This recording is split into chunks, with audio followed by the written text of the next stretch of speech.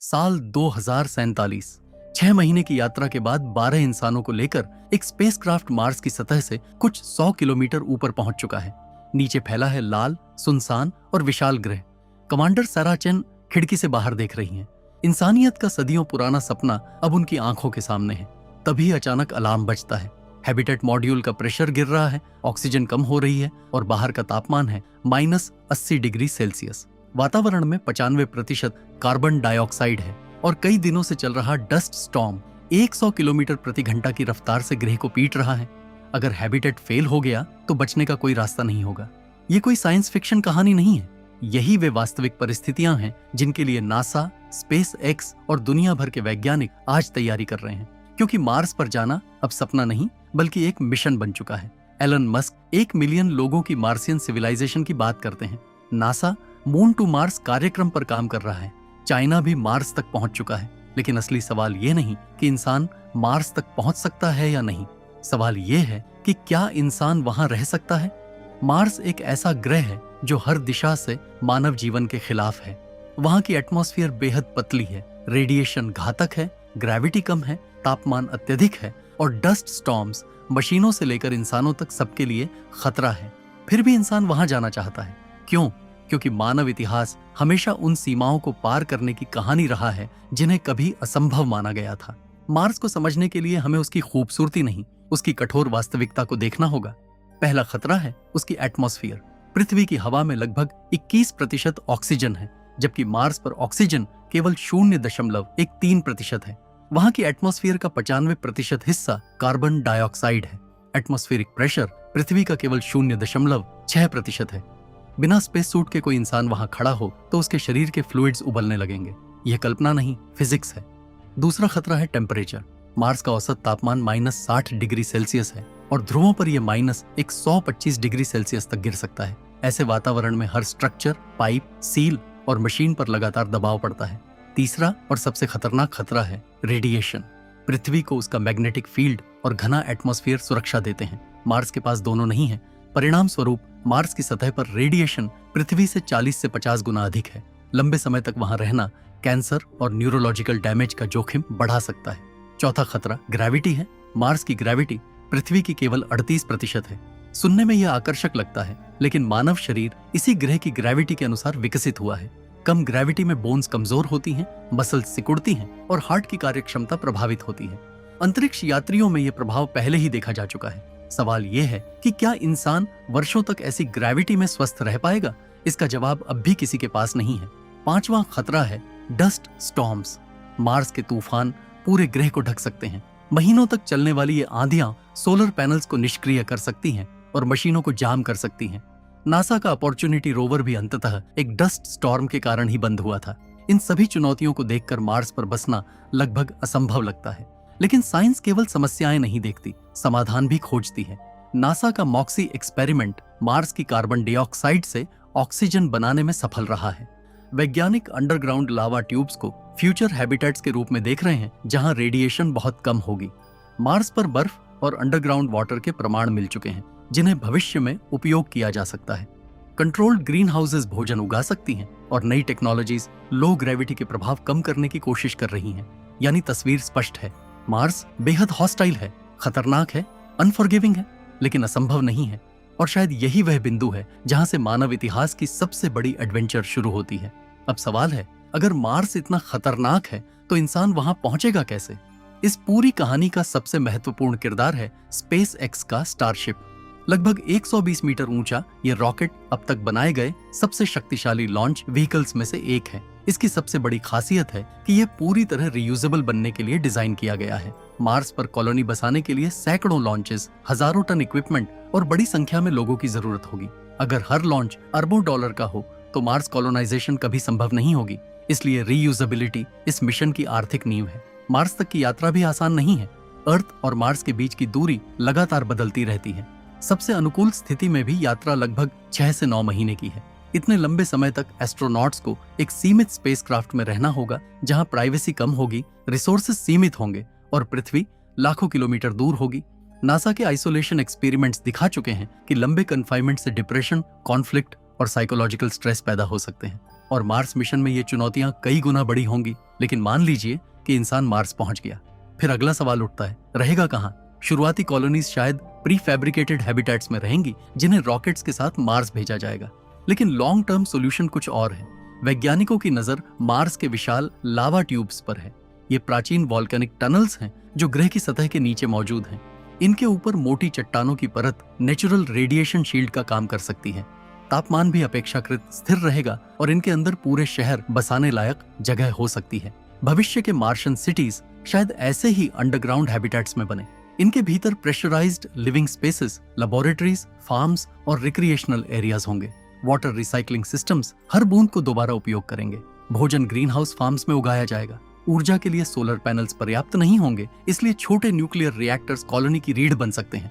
लेकिन Mars colonisation की सबसे महत्वाकांक्षी अवधारणा है टेराफॉर्मिंग। टेराफॉर्मिंग का अर्थ है किसी ग्रह को धीरे धीरे अर्थ जैसा बनाना। ऐसा ग्रह जहां ब्रीदेबल एटमॉस्फेयर हो, लिक्विड वाटर हो और इंसान बिना स्पेस सूट के रह सके। सिद्धांत रूप से मार्स को बदला जा सकता है, लेकिन यह किसी एक जनरेशन का नहीं बल्कि सदियों या हजारों वर्षों का प्रोजेक्ट होगा। कुछ वैज्ञानिकों ने प्रस्ताव दिया है कि मार्स के पोल्स पर जमी हुई कार्बन डाइऑक्साइड को रिलीज किया जाए, जिससे एटमॉस्फेयर मोटी हो और ग्रीन हाउस इफेक्ट शुरू हो सके। अन्य विचारों में इंजीनियर्ड माइक्रो ऑर्गेनिजम्स शामिल हैं जो वातावरण और मिट्टी को धीरे धीरे बदल सकें। लेकिन अगर यह कभी संभव हुआ भी तो इसे पूरा होने में शायद सैकड़ों या हजारों साल लगेंगे। इसका मतलब है कि मार्स पर जाने वाले पहले सेटलर्स कभी टेराफॉर्म किया हुआ मार्स नहीं देख पाएंगे, शायद उनके बच्चे भी नहीं। वे एक ऐसी दुनिया के लिए काम करेंगे जिसका लाभ भविष्य की कई पीढ़ियां उठाएंगी। यहीं से मार्स कॉलोनाइजेशन केवल इंजीनियरिंग प्रोजेक्ट नहीं रह जाती, यह एक सिविलाइजेशनल प्रोजेक्ट बन जाती है।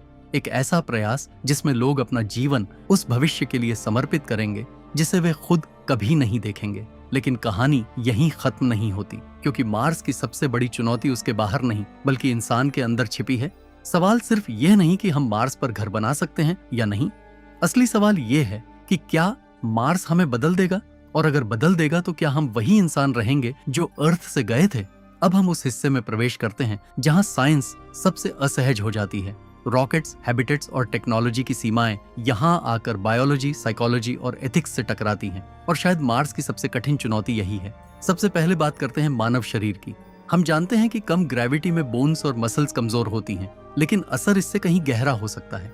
हमारा हार्ट, ब्लड सर्कुलेशन और पूरा कार्डियोवैस्कुलर सिस्टम अर्थ की ग्रेविटी के अनुसार विकसित हुआ है। मार्स पर ग्रेविटी केवल 38% है। ऐसे में हार्ट को कम मेहनत करनी पड़ेगी और लंबे समय में वह कमजोर हो सकता है।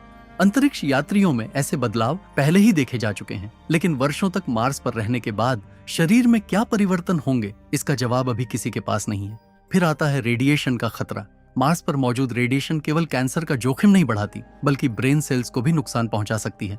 एक्सपेरिमेंट्स में देखा गया है कि लंबे समय तक रेडिएशन के संपर्क में रहने से मेमोरी, डिसीजन मेकिंग और मेंटल हेल्थ प्रभावित हो सकती है। इसलिए एक बड़ा सवाल यह है कि जो एस्ट्रोनॉट मार्स से वापस लौटेगा, क्या वह मानसिक रूप से वही व्यक्ति होगा जो अर्थ से गया था? लेकिन इससे भी अधिक चौंकाने वाला सवाल है मार्स पर पैदा होने वाले बच्चों का। अगर कभी मार्स पर परमानेंट कॉलोनी बनी तो वहां बच्चे भी जन्म लेंगे। वे पूरी तरह मार्स की कम ग्रेविटी में बड़े होंगे। उनकी बोन्स, मसल्स और कार्डियोवैस्कुलर सिस्टम पृथ्वी के बच्चों से अलग विकसित हो सकते हैं। संभव है कि उनका शरीर मार्स के लिए तो उपयुक्त हो, लेकिन अर्थ की ग्रेविटी उनके लिए असहनीय हो जाए। कल्पना कीजिए एक ऐसा बच्चा जो मानव है लेकिन पृथ्वी पर खड़ा भी नहीं हो सकता, जिसने अर्थ को केवल आसमान में चमकते एक नीले बिंदु की तरह देखा है। वह बायोलॉजिकली इंसान होगा, लेकिन उसकी पहचान अलग होगी। कुछ वैज्ञानिक मजाक में इसे होमोमार्टेंसिस कहते हैं, लेकिन इसके पीछे एक गंभीर प्रश्न छिपा है। क्या मार्स पर रहने वाली आने वाली पीढ़ियां खुद को अर्थलिंग्स मानेंगी? फिर आता है साइकोलॉजिकल चैलेंज। मार्स पर जीवन केवल शारीरिक नहीं, मानसिक परीक्षा भी होगा। बाहर की दुनिया हमेशा घातक होगी। हैबिटेट के अंदर वही कुछ लोग, वही सीमित जगह, वही रूटीन, महीनों नहीं वर्षों तक। अर्थ से कम्युनिकेशन में कई मिनटों की देरी होगी। कोई लाइव कन्वर्सेशन नहीं, कोई तुरंत सहायता नहीं। अगर कोई मेडिकल इमरजेंसी हो, कोई एक्सीडेंट हो या कोई मानसिक संकट आए तो मदद लाखों किलोमीटर दूर होगी। आइसोलेशन एक्सपेरिमेंट्स ने पहले ही दिखाया है कि लंबे कन्फाइनमेंट से डिप्रेशन, कॉन्फ्लिक्ट्स और आइडेंटिटी क्राइसिस पैदा हो सकते हैं। मार्स पर यह प्रभाव और भी गहरे हो सकते हैं। लेकिन मार्स कोलोनाइजेशन का सबसे कठिन हिस्सा शायद साइंस नहीं, एथिक्स है। अगर मार्स पर किसी रूप में लाइफ मौजूद हो, चाहे वह केवल माइक्रोस्कोपिक लाइफ ही क्यों ना हो, तो क्या इंसानों को वहां बसने का अधिकार है? हमने अर्थ पर इकोसिस्टम्स को नुकसान पहुंचाया है, स्पीशीज को एक्सटिंक्ट किया है और एनवायरनमेंट को बदल दिया है। क्या हम वही कहानी किसी दूसरे ग्रह पर दोहराएंगे? यही दो महान वैज्ञानिक दृष्टिकोण सामने आते हैं। स्टीफन हॉकिंग का मानना था कि मानवता को सरवाइव करने के लिए मल्टीप्लैनेटरी बनना होगा, जबकि कार्ल सगन का तर्क था कि अगर मार्स पर जीवन मौजूद है तो उस ग्रह पर सबसे पहला अधिकार उसी जीवन का है। इन दोनों विचारों के बीच मानवता खड़ी है और फिर मार्स हमें एक और गहरा सवाल पूछता है। अरबों साल पहले मार्स आज जैसा नहीं था। वहां लिक्विड वाटर था, एटमॉस्फेयर थी और शायद जीवन के लिए उपयुक्त परिस्थितियां भी थीं। लेकिन किसी समय उसका मैग्नेटिक फील्ड समाप्त हो गया, एटमॉस्फेयर अंतरिक्ष में खो गई और ग्रह एक ठंडी सूखी दुनिया में बदल गया। क्यों? हम पूरी तरह नहीं जानते और यही मार्स का सबसे बड़ा रहस्य है, क्योंकि जब हम मार्स को देखते हैं तो हम केवल एक दूसरे ग्रह को नहीं देखते, हम एक संभावित भविष्य को देखते हैं। एक ऐसा भविष्य जहां कभी जीवन था लेकिन अब नहीं है। क्या मार्स एक नया घर है या एक चेतावनी? यही सवाल मार्स कॉलोनाइजेशन की पूरी बहस को केवल वैज्ञानिक नहीं बल्कि दार्शनिक बना देता है। तो हम आखिर उस जगह पहुंच गए हैं जहां साइंस के कैलकुलेशंस और इंजीनियरिंग के ब्लूप्रिंट्स खत्म हो जाते हैं और एक बड़ा मानवीय सवाल सामने खड़ा हो जाता है। मार्स सिर्फ एक ग्रह नहीं है, मार्स एक परीक्षा है और ये परीक्षा इस बात की नहीं कि हम वहां पहुंच सकते हैं या नहीं। ये परीक्षा इस बात की है कि क्या हम वहां पहुंचने के योग्य हैं। सोचिए उन पहले सेटलर्स के बारे में जो मार्स पर जाएंगे। वे जानते होंगे कि वापसी शायद कभी ना हो। वे जानते होंगे कि उनका शरीर धीरे धीरे बदल सकता है। वे जानते होंगे कि उनकी आने वाली पीढ़ियां शायद अर्थ को केवल इतिहास की किताबों में जानेंगी, फिर भी वे जाएंगे। लेकिन मार्स मिशन पहले की किसी भी यात्रा से अलग है। इस बार हम केवल एक नई जगह नहीं खोज रहे, हम इंसान होने की परिभाषा बदलने जा रहे हैं। जिस दिन मार्स पर पहला बच्चा जन्म लेगा उस दिन मानव इतिहास का नया अध्याय शुरू होगा। वह बच्चा अर्थ का नहीं, मार्स का नागरिक होगा। उसका शरीर, उसका अनुभव और उसकी पहचान हमसे अलग होगी। पहली बार मानवता दो दुनियाओं में बंट जाएगी, लेकिन मार्स की सबसे बड़ी सीख शायद कॉलोनी बनाने में नहीं बल्कि अर्थ को समझने में छिपी है। अरबों साल पहले मार्स पर पानी था, एटमॉस्फेयर थी और शायद जीवन के लिए अनुकूल परिस्थितियां भी थीं। आज वह एक ठंडी, सूखी और वीरान दुनिया है। जब हम मार्स को देखते हैं तो हम केवल भविष्य नहीं देखते, हम एक चेतावनी भी देखते हैं, क्योंकि आज अर्थ पर भी क्लाइमेट चेंज, बायोडाइवर्सिटी लॉस और एनवायरमेंटल स्ट्रेस बढ़ रहे हैं। ऐसे में एक सवाल उठता है, क्या हम मार्स पर भविष्य खोज रहे हैं जबकि अर्थ को खोने का जोखिम उठा रहे हैं? शायद मार्स कॉलोनाइजेशन का असली उद्देश्य वहां बसना नहीं है। शायद उसका सबसे बड़ा उद्देश्य हमें अपने घर की कीमत समझाना है। लाखों किलोमीटर दूर से अर्थ केवल एक छोटा नीला बिंदु दिखाई देगा। यही कार्ल सगन और स्टीफन हॉकिंग के विचार एक दूसरे से मिलते हैं। सगन हमें याद दिलाते हैं कि अर्थ की रक्षा करनी होगी, हॉकिंग हमें याद दिलाते हैं कि आगे बढ़ना भी होगा। और शायद मानवता का भविष्य इन दोनों विचारों के संतुलन में छिपा है। हमें अपने ग्रह को बचाना भी है और सितारों की ओर बढ़ना भी है। लेकिन सबसे महत्वपूर्ण सवाल अभी भी वही है, क्या हम सच में तैयार हैं? क्योंकि मार्स का भविष्य रॉकेट्स तय नहीं करेंगे, वह हमारे निर्णय तय करेंगे।